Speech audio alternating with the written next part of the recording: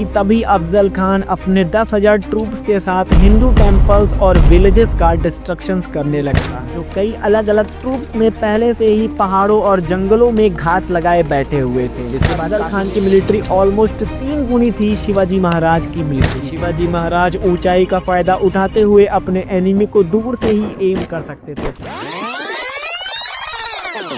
जय हिंद दोस्तों, आज की इस वीडियो में मैं आपको बैटल ऑफ प्रतापगढ़ को काफी सिस्टमैटिकली रूप में एक पैटर्न में समझाने की कोशिश करूंगा। इस वीडियो को मैंने काफी सिंपल एक्सप्लेनेशन के साथ और एडिटिंग के साथ बताया है। वीडियो देखो और खुद जज करो।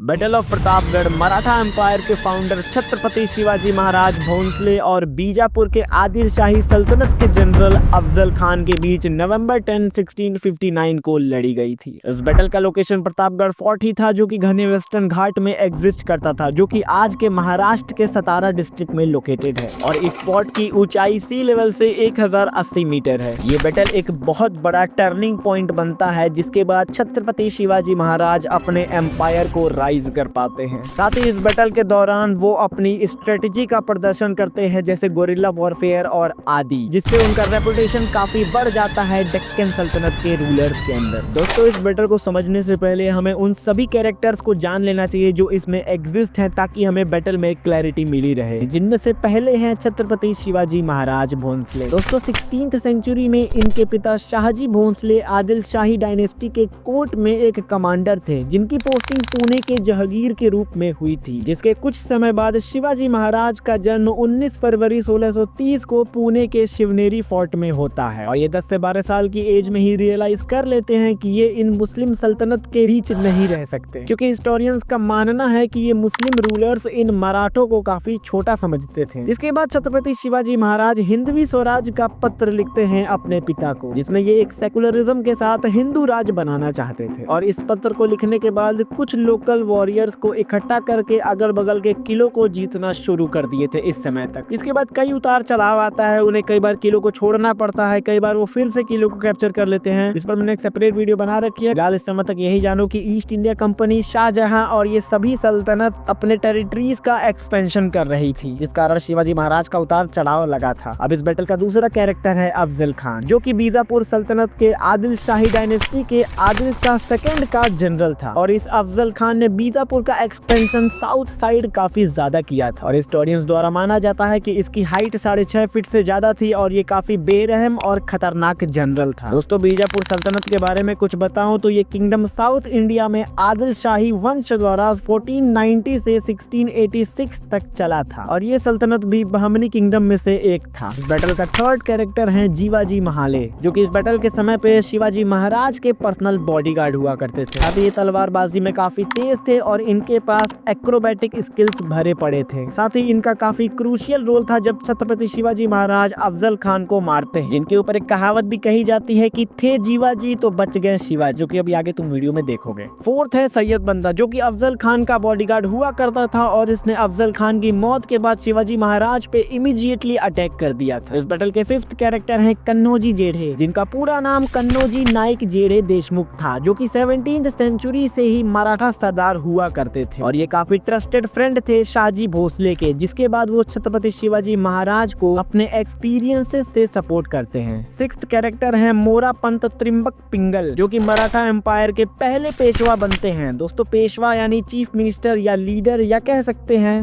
फॉरमोस्ट यानी सबसे महत्वपूर्ण व्यक्ति कहा जाता था, और इन्हें मोरोपंत पेशवा के नाम से भी जाना जाता है, जो कि शिवाजी महाराज के under as a member of Ashta Pradhan के रूप में सेवा करते हैं। अष्ट प्रधान यानी जो सलाहकार हुआ करते थे मराठा एम्पायर के दरबारों में। सेवेंथ है नेताजी पालकर, जो कि आर्मी चीफ कमांडर थे, या कह सकते हैं प्रोमिनेंट मराठा जनरल थे, जिन्होंने मराठा आर्मी में सेकंड सेनापति का पोजीशन होल्ड किया था under the rule of Chhatrapati Shivaji Maharaj, और ये इस बैटल में मराठा कावलरी को लीड कर रहे थे। एक्स्ट्रा इन्फॉर्मेशन के लिए बता दो कि शिवाजी महाराज के फर्स्ट सेनापति मंकोजी धनतोंडे थे। एट्थ कैरेक्टर है प्रताप राव गुर्जर, जो कि एक मराठा जनरल थे, और इन्होंने मराठा एम्पायर में थर्ड सेनापति का पोजीशन होल्ड किया था under the rule of Chhatrapati Shivaji Maharaj. और तो आने वाले समय में इन्होंने 1672 में सलहेर के युद्ध में एक बड़ी मुगल आर्मी को डिफीट किया था। 9th है हंबीराव मोहिते। ये भी एक प्रोमिनेंट मराठा जनरल थे जिन्होंने 5th सेनापति का पोजीशन होल्ड किया था मराठा आर्मी में under the rule of Chhatrapati Shivaji Maharaj, जो कि बाद में चीफ कमांडर बन जाते हैं। और इन्होंने छत्रपति शिवाजी महाराज और छत्रपति संभाजी महाराज दोनों लोगों के लिए बैटल्स लड़े थे। 10th एंड लास्ट कैरेक्टर है इस बैटल के शिवाजी महाराज के मावल वॉरियर्स, जो कि बेसिकली पैदल सैनिकों की एक इन्फेंट्री हुआ करती थी और ये लोग माउंटेन वॉरफेयर में काफी एक्सपर्ट थे। और बेसिकली ये लोग पश्चिमी महाराष्ट्र के मावल क्षेत्र और पहाड़ी इलाकों से बिलोंग करते थे। साथ ही यही वॉरियर्स गोरिल्ला वॉरफेयर में काफी कुशल थे और इन वॉरियर्स का बहुत बड़ा योगदान था छत्रपति शिवाजी महाराज की विक्ट्रीज का against larger forces.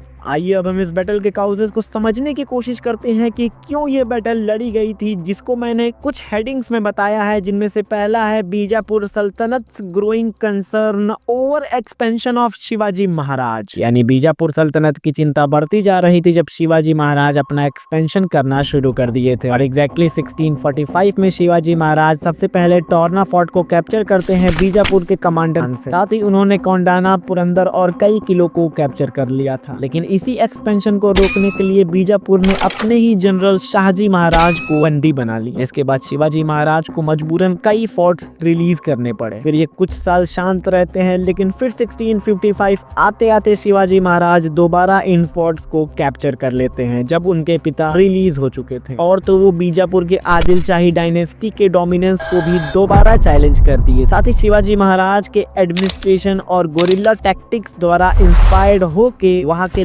Local populations इनको काफी सपोर्ट करने लगे थे। और दोस्तों अब शिवाजी महाराज बीजापुर को रेवेन्यू देना बंद कर देते हैं और अपने एम्पायर को इंडिपेंडेंटली रूल कराते हैं। हाँ, तुमने सही सुना, जब उन्होंने फोर्ट्स को रिलीज किया था तो कुछ फोर्ट अपने पास ही रखे थे, जिसके वजह से उन्हें रेवेन्यू देना पड़ता था बीजापुर को। अब दोस्तों यही सब कुछ देखकर बीजापुर के सुल्तान अली आदिल शाह सेकंड मराठा लीडर्स को रोकना चाहते थे ताकि वो और भी ज्यादा पावरफुल ना बन पाए, जिसके लिए वो शिवाजी महाराज के खिलाफ एक्शन लेते हैं। अब दोस्तों दूसरा कारण है Afzal Khan campaign and strategy, यानी अब शिवाजी महाराज से निपटने के लिए अली आदिल शाह सेकंड अफजल खान को एज अ जनरल अपॉइंट करता है, जिसका ऑब्जेक्टिव था शिवाजी महाराज और उनके जितने गढ़ बने हुए थे उनको क्रश करना। जिसके लिए अफजल खान अपने स्ट्रेटेजी का यूज करते हुए शिवाजी महाराज को डायरेक्ट फाइट के लिए उकसाता है, क्योंकि वो जानता था कि ये उस समय कितनी खतरनाक हुआ करती थी। साथ ही एक अंदाजा ले लो कि अफजल खान की मिलिट्री ऑलमोस्ट 3 गुनी थी शिवाजी महाराज की मिलिट्री से। लेकिन शिवाजी महाराज अपनी स्ट्रेटेजी बना ही रहे थे कि तभी अफजल खान अपने 10,000 ट्रूप्स के साथ हिंदू टेम्पल्स और विलेजेस का डिस्ट्रक्शन करने लगता है। जैसे उसने तुलजापुर में लोकेटेड भवानी टेम्पल को डिस्ट्रॉय कर दिया, जो कि शिवाजी महाराज का पारिवारिक देवता का मंदिर हुआ करता था। साथ ही वो पंढारपुर के टेम्पल को भी डिस्ट्रॉय कर देता है। तो अफजल खान प्रतापगढ़ फोर्ट पे फाइट नहीं लड़ना चाहता था, उसे डर था कि वो वहां हार ही जाएगा, इसलिए वो मंदिरों को डिस्ट्रॉय करता है ताकि वो शिवाजी महाराज को खुले मैदान में बुला पाए, क्योंकि वो ये भी जानता था कि उनके पास ज्यादा बड़ी मिलिट्री नहीं है। अब इस डिस्ट्रक्शन से शिवाजी महाराज के साथ वहाँ की लोकल जनता भी काफी गुस्सा हो जाती है। लेकिन इसके बाद भी अफजल खान उनको उकसाते ही जा रहा था, जैसे उसने कई सरदारों को मार दिया जो मराठा एम्पायर को ज्वाइन कर चुके थे। और इस तरह से अफजल खान का ये कैंपेन एक बहुत बड़ा कारण बनता है बैटल ऑफ प्रतापगढ़ का। हमारा तीसरा कारण है स्ट्रेटेजिक लोकेशन प्रतापगढ़ फोर्ट। दोस्तों शिवाजी महाराज को अफजल खान के ऊपर गुस्सा तो बहुत आया, लेकिन वो जानते थे कि उनका एक गलत कदम शिवाजी की मिलिट्री के ऊपर काफी भारी पड़ सकता है। इसके बाद शिवाजी महाराज ने अपने जियोग्राफिकली एरिया का फायदा उठाते हुए अपने प्रतापगढ़ किले को ही चुना अफजल खान की मिलिट्री को क्रश करने के लिए। और ये फोर्ट एक घने वेस्टर्न घाट में लोकेटेड है, जो कि शिवाजी महाराज को नेचुरल डिफेंस प्रोवाइड किया था। जैसे शिवाजी महाराज ऊंचाई का फायदा उठाते हुए अपने एनिमी को दूर से ही एम कर सकते थे। साथ ही घने जंगल के कारण गोरिल्ला टैक्टिक्स और एम्बुश अटैक लॉन्च कर सकते थे। अब दोस्तों इस बैटल का फोर्थ या कह सकते हैं इमीडिएट कारण बनता है बीट्रायल एंड असैसिनेशन अटेम्प्ट, यानी इधर शिवाजी महाराज बैटल के लिए पूरी तरह से तैयार हो चुके थे। लेकिन तभी क्या होता है कि अफजल खान इनको इनवाइट करता है नेगोशिएशन करने के लिए। ये अफजल खान का एक षड्यंत्र था शिवाजी महाराज को किल करने का, जिसकी कल्पना शिवाजी महाराज ने पहले से ही कर ली थी, जिसके लिए वो मिलने तो जाते हैं लेकिन अपनी तरफ से पूरी तरह से तैयार रहते हैं। जैसे वो अपने कपड़े के अंदर चैन आर्मर पहने हुए थे और अपने पास बाघ का नग भी लिए हुए थे। साथ ही इनके साथ शिवाजी महाले भी गए थे, जिसके बाद की कहानी तो हम सबको पता है कि अफजल खान धोखा देता है और छत्रपति शिवाजी महाराज द्वारा मारा जाता है। यहाँ पर दोस्तों सैयद बंदा शिवाजी महाराज पे हमला करने वाला था, लेकिन शिवाजी महाले ने उसको मार गिराया। तो दोस्तों ये थे इस बैटल के काउजेस, जिसके बाद ये बैटल लड़ी गई। अब हम इस बैटल को देख लेते हैं। बैटल ऑफ प्रतापगढ़ 10 नवंबर 1659 को ही लड़ी गई थी, जिस बैटल में हिस्टोरियंस द्वारा माना जाता है कि अफजल खान के पास 30 से 35 हजार की मिलिट्री थी, जिसमें लगभग 15,000 कावेलरी, 12,000 इन्फेंट्री, 1500 मस्कीटियर्स और आदि इन्वॉल्व थे। मस्कीटियर्स वो इन्फेंट्रीमैन हुआ करते थे जो मस्केट नाबन को लिए थे, जो कि लॉन्ग मजल लोडिंग शोल्डर गन हुआ करती थी। और इधर छत्रपति शिवाजी महाराज की मिलिट्री लगभग 13,000 की थी, जिसमें 6,000 कावेलरी और 3,000 इन्फेंट्री थे। और इनके साथ इनके एलाई कन्नौजी जेड़े अपनी 4,000 की इन्फेंट्री के साथ इन्वॉल्व थे। अब दोस्तों कहानी में वापस आए तो शिवाजी महाराज अफजल खान को मार देते हैं और वहां से अपने किले पे निकल जाते हैं। और इसके बाद अफजल खान की मिलिट्री शिवाजी महाराज की मिलिट्री पे टूट पड़ती, जो कई अलग अलग ट्रूप्स में पहले से ही पहाड़ों और जंगलों में घात लगाए बैठे हुए थे। जिसके बाद काफी देर तक यहाँ फाइट चलती है और एक भारी लॉस मिलता है बीजापुर सल्तनत की मिलिट्री को। और इस बैटल के बाद पता चलता है कि 1700 मराठा सोल्जर्स इस बैटल में मारे जाते हैं, जबकि आदिल शाही डायनेस्टी की आर्मी में 5,000 सोल्जर्स, 65 वॉर एलिफेंट, 4,000 कावलरी और आदि मारे जाते हैं। तो दोस्तों इस तरह से इस बैटल ऑफ प्रतापगढ़ में छत्रपति शिवाजी महाराज भोंसले का एक शानदार जीत होता है। अब दोस्तों इस बैटल का आउटकम क्या निकला, यानी इस बैटल से क्या प्रभाव पड़ा मराठास और इस सभी डायनेस्टीज पे, आइए देखते हैं। पहला पॉइंट है decisive victory for Shivaji Maharaj, यानी इसी युद्ध के बाद डेक्कन में जितने भी रूलर्स और सरदार थे वो शिवाजी महाराज को उनके चतुर रणनीति और हिम्मत का दाज देते हुए उनको एक महान लीडर के रूप में एज्यूम कर लिए थे। यानी इस बैटल के बाद शिवाजी महाराज की एक ऐसी इमेज बन चुकी थी इन सब के बीच। साथ ही दोस्तों इसी बैटल में मराठास का गोरिल्ला वॉरफेयर काफी हाईलाइट हो जाता है इन सभी मुस्लिम सल्तनत के बीच। और दोस्तों अब अफजल खान के फेस टू फेस इनकाउंटर के बाद मराठास का मनोबल काफी ज्यादा बढ़ जाता है, जिसका फायदा उठाते हुए वो अपने टेरिटरीज का भी एक्सपेंशन करते हैं। यानी इस बैटल ऑफ प्रतापगढ़ के बाद इसके